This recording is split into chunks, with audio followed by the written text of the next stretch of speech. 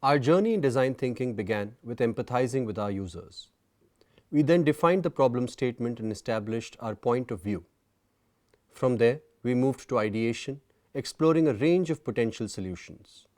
Finally, we prototyped a few of these solutions, always keeping discovery and openness at the forefront. Now, we've reached the final step of the design thinking project, testing. As we discussed, testing is an integral part of design thinking.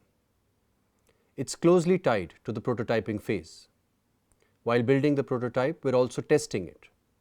The feedback from these tests informs our prototyping efforts. However, testing isn't confined to just prototyping.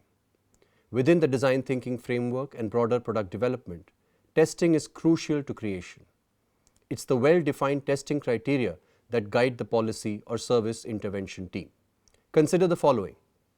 How will citizens interact with the service? What emotions do you aim to evoke with your product or service? How will the service be used?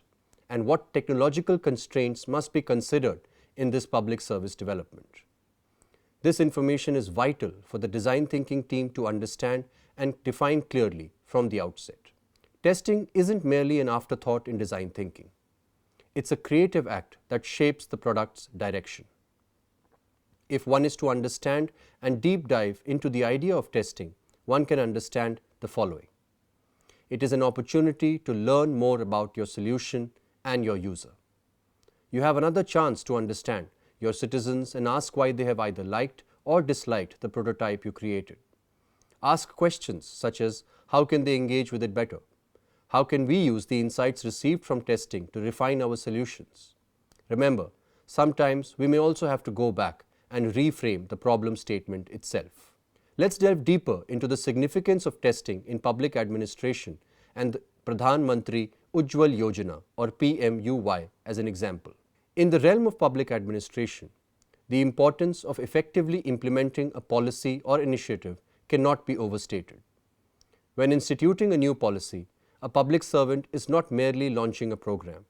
They are introducing change into the lives of millions.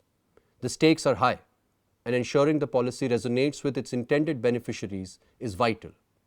This necessitates a detailed, human-centric testing phase. The testing phase goes beyond ensuring functional deliverables. It delves into holistic questions such as, how will this policy affect day-to-day life? Does it respect and acknowledge the cultural and societal nuances of its beneficiaries? Is it adaptable enough to accommodate unforeseen circumstances? The focus here is not merely on executing a task, but on instituting change that is genuinely transformative and positive for the community at large. So consider the Pradhan Mantri Ujjwal Yojana. The government's intent was commendable, promoting a cleaner, healthier cooking fuel to replace traditional health hazardous fuels. But good intentions alone do not guarantee success.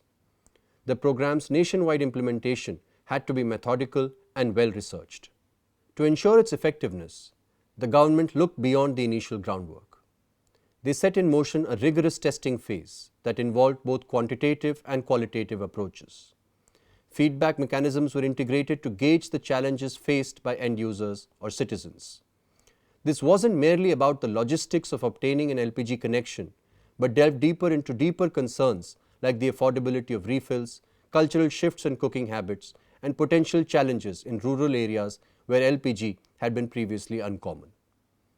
Moreover, the practicalities of infrastructure were examined under a microscope. Questions arose like, were there enough LPG distributors in a given area? Could they handle the surge in demand?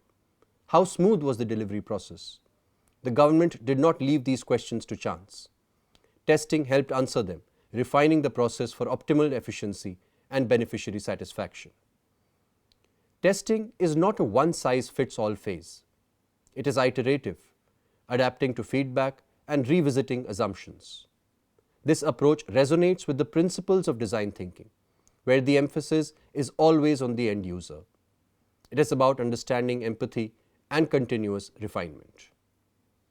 The journey from ideation to testing in public administration, as illustrated in the Pradhan Mantri Ujjwal Yojana, underscores the importance of a well-thought-out, beneficiary-centric approach. A public servant's goal is not just to implement, but to improve, enrich, and transform. The PMUY is a testament to how such a philosophy, when integrated with rigorous testing, can lead to initiatives that genuinely better the lives of the public. Now let us shift gears and talk about tools. Tools that can elevate our testing process. First on the list is storyboarding for policy communication. Think of it as a vivid visual narrative of your policy. It's more than just pictures, it's about creating a story. It should reflect the persona, capturing everyday concerns, emotions, and contexts of our citizens. It should lead to the objective, the heart of the challenge that we aim to tackle. And it should lead to illustrations of the proposed solutions. Finally, it should lead to the outcome, emphasizing the transformative benefits of our initiatives. Let us now discuss the immersive power of role-playing in policy making as the second tool. It's not about theatricality, it's about experiential learning. Placing citizens in simulated real-world scenarios helps them to deeply connect with the complexities of their challenges. And when they live through these mock scenarios, the feedback received is genuine and profound, which is critical for refining our public services. So let us take stock now on design thinking for public service. Governments worldwide traditionally function in a hierarchical, top-down manner, often churning out policies based on theoretical understandings rather than grassroots realities.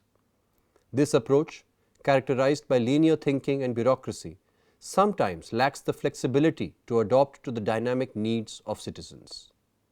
Consequently, policies are crafted in silos, and post-launch adjustments become the norm rather than the exception.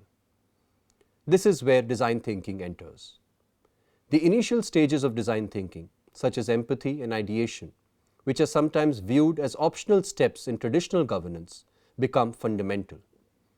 Empathy shifts the lens from a one-size-fits-all policy approach to truly understanding the citizens' lived experiences. It reimagines public administration from being mere policy enforcers to engaged listeners. Defining real needs based on this understanding then sets the stage for solutions that resonate at all levels. Ideation, contrasted with the traditional single solution focus, becomes a playground for collective creativity, bringing forth a range of solutions. Prototyping, usually skipped in conventional governance, offers a tangible feel of abstract policies, bridging the gap between policymakers and the public. The testing phase in design thinking is more than a final validation. It's a rigorous real-world evaluation, a far cry from the theoretical checks of traditional methods. Citizens, in the end, experience policies in action, not in words. They judge governments by service delivery, not by intent. By integrating policy designers with service providers, design thinking champions a holistic, ground-up strategy, unlike the segmented approach of yesteryears. In sum, while traditional public administration often works from the top down, design thinking encourages a bottom-up approach. The latter ensures policies are not conceived in boardrooms but resonate on the ground, capturing the essence of a truly citizen-centric governance.